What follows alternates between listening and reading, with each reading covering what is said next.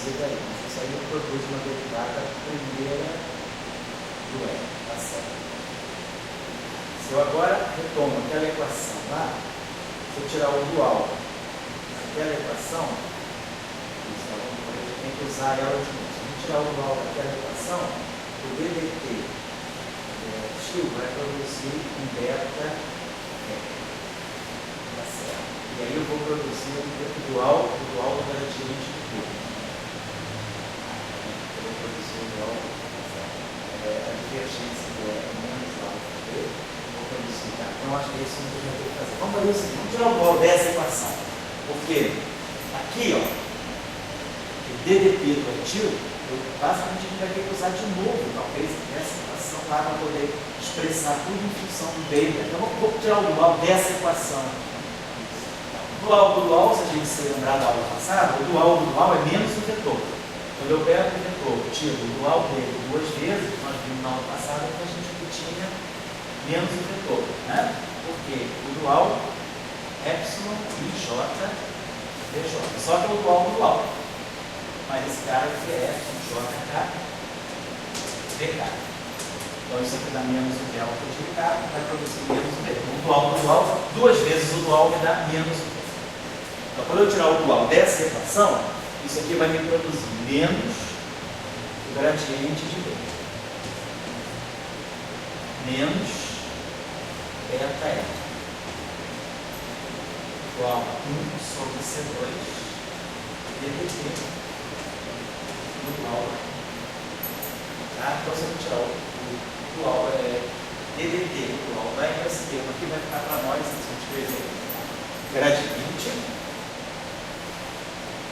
Então, esse sinal aqui, esse sinal menos, veja, né?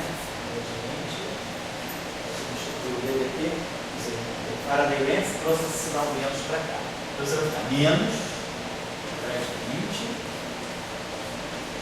divergência elétrico, mais laplaciano campanil. E agora, mais beta, DDT do E.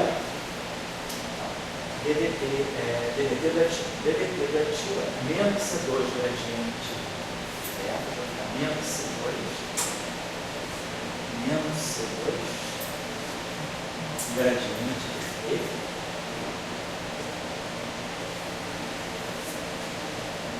Menos C2, menos C2.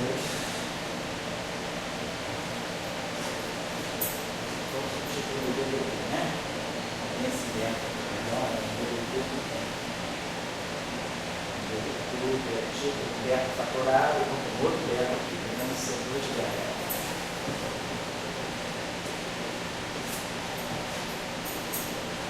Isso aqui, então, igual a 1 sobre C2.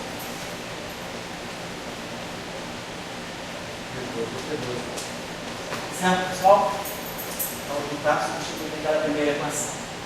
Divergente do E, nós temos a primeira equação, é alfa B. Então, você vai produzir menos, vai produzir, então, alfa B. Menos alfa B, né? Divergente do E é igual a menos alfa B.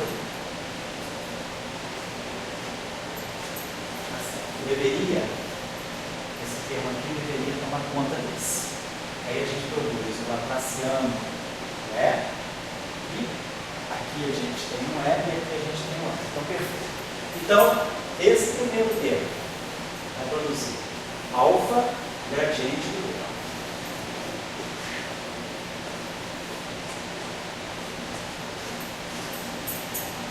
E o terceiro termo vai produzir menos beta C2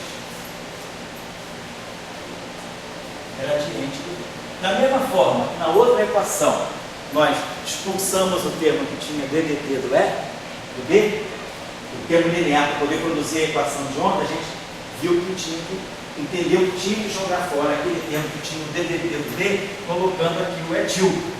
Agora, a gente está entendendo que tem que jogar, porque esse termo aqui, ó, produz laplaciano do E, esse termo aqui produz o próprio E, esse termo produz o vetor detector. A equação de onda, ela está mais ou menos, é uma equação de onda modificada, tipo essa aqui, que é um tipo massa.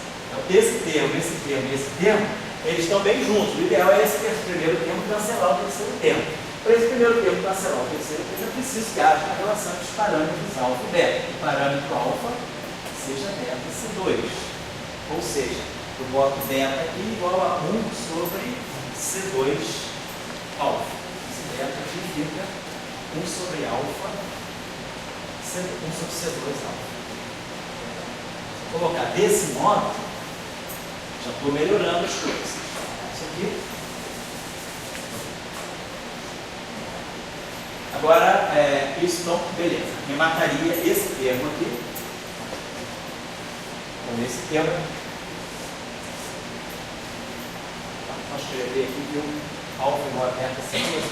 Nós vamos precisar usar isso aqui agora. Esse termo aqui que sobrou, esse termo aqui transita para lá. Eu vou produzir o D'Alembertiano. Esse termo vem para cá com sinal menos. Então, do lado direito, nós vamos produzir um D'Alembertiano do E. Esse termo aqui. E esse termo aqui vai transitar para o lado de lá. Ele vai aparecer lá mais beta 2, C2E. Vai aparecer do lado direito com esse sinal positivo. Oi? Beta 2? Beta 2 C15 é a mesma coisa que alfabeto. Ah, beta 2, C2 é igual a mesma coisa que alfabeto. Isso mesmo. Então aparece aqui mais alfa, beta, igual a zero. E aí a gente ganha uma equação da mesma forma que essa. D'Alembertiano mais alfa, beta. Então, a mesma equação de onda dos dois, como deveria ser. Os dois campos estão escrevendo o mesmo fenômeno. Então a gente chegou à conclusão, a gente conseguiu amarrar o seguinte resultado. Nós conseguimos produzir outro modelo eletromagnético, extensão do Maxwell, característica das três equações, tá? Tem mais coisas, né? Então vamos colocar aqui, certo? Deixa eu acertar isso aqui. Vamos divergente do E, onde fica limpado essas equações de forma finais aqui, então a divergência do E, mais um parâmetro alfa D, isso no lado, né? Seria a lei de Gauss agora, o campo B, ele fica de fonte para o campo E. Então, o problema eletrostático, ele mistura E com B. Já não consegue mais separar a carga elétrica. Esse é o mundo. O que isso significa? Rotacional de B igual a menos dT, D de Faraday-Lenz, e a gradiente dual em B mais 1 sobre C2 alfa e 1 sobre C2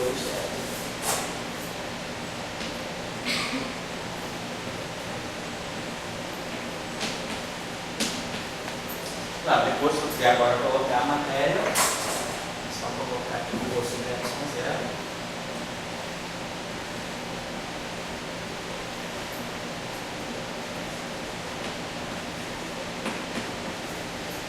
Então, essa aí para nós é a chamada eletrodinâmica de Chern-Simons.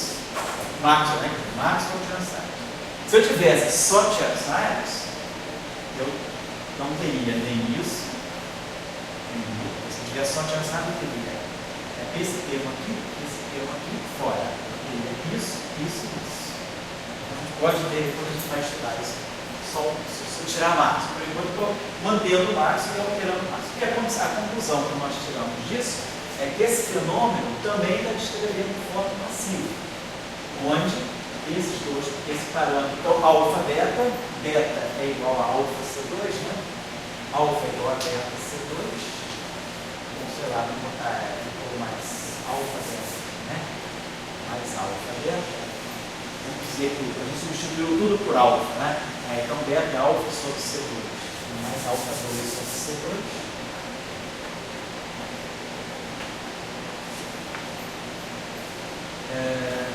Tanto faz aqui, pode ser tanto E, tanto B, igual assim. Então o fenômeno eletromagnético está aqui, com essa relação de dispersão aqui, que nem no outro caso, né? Ômega 2 igual a K2 C2, não aumenta 2 sobre C2, menos mais alfa 2 sobre C2, né? Então, como vamos fazer aqui, mais alfa 2, porque eu vou multiplicar com C2 vai sobrar, vamos parar isso aqui. Então, em relação à expressão, poderia ser essa aqui. Aqui a gente poderia fazer uma outra coisinha, né? A gente relacionou alfa com beta C2, né? Então, a relação é essa, alfa tem que ser igual a beta C2, porque os termos lá se cancelaram. Aqui eu tinha alfa, aqui eu tinha beta.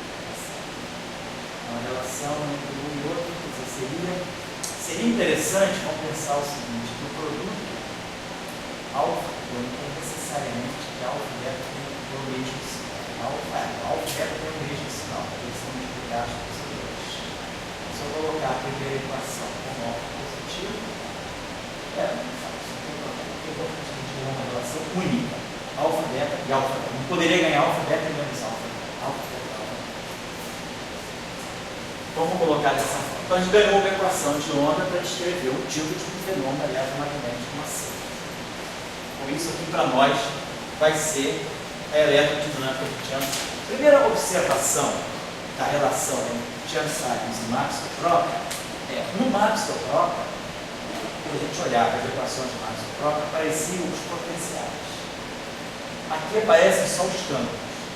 Então, uma primeira, nós vamos explorar um pouquinho na aula de hoje, que nós exploramos ainda, é a questão da chamada simetria de calibre da eletromagnetismo. Então, no caso, a simetria de calibre, a simetria de quê? Vamos explorar isso no segundo tempo agora. Uma descrição, que é a descrição de Maxwell-Crocker, ela viola essa simetria. Ao passo que a descrição de Maxwell-Simons, ela preserva essa simetria. O que isso significa no fenômeno eletromagnético? Vamos discutir. Então, tem uma física, tem uma diferença física nesse termo de massa, como vocês tinham levantado. Será que as duas formulações são equivalentes ou não? Vai ver que não necessariamente elas são equivalentes por causa da perda dessa simetria e o que isso pode representar para a descrição do fenômeno eletromagnético. Deixar, num caso a gente pode perder a transversalidade, no outro não. Vamos comparar isso aqui. Vamos deixar então mais que a gente poderia fazer de interessante. Esse é o que eu falo para vocês, que eu tinha prometido que ia falar para vocês.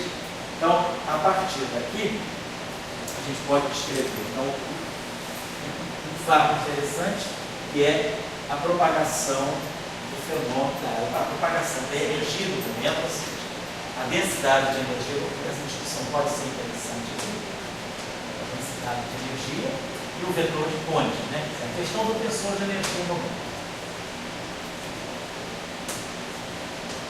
Vou colocar esses dois pontos aqui, são inicialmente importantes. Isso aqui é a relação energia-momento da radiação. Conservação da carga, né? Conservação da carga, isso. Que é a simetria de calibre, né?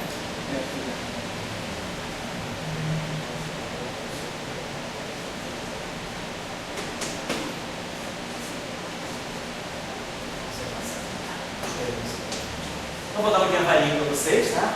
E a gente retoma agora, são 6h20, então a gente retoma 6h40.